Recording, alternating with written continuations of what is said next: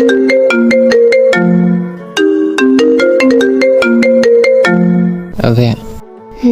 hugolo thienge Daton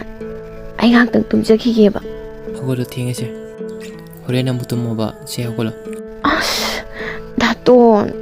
ai ngaktang tumjakhige haibani ai abe nungsi bide marmya mokpane hugolo se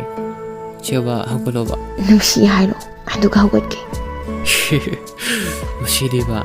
ai abe se yam nungsiye yaraba yare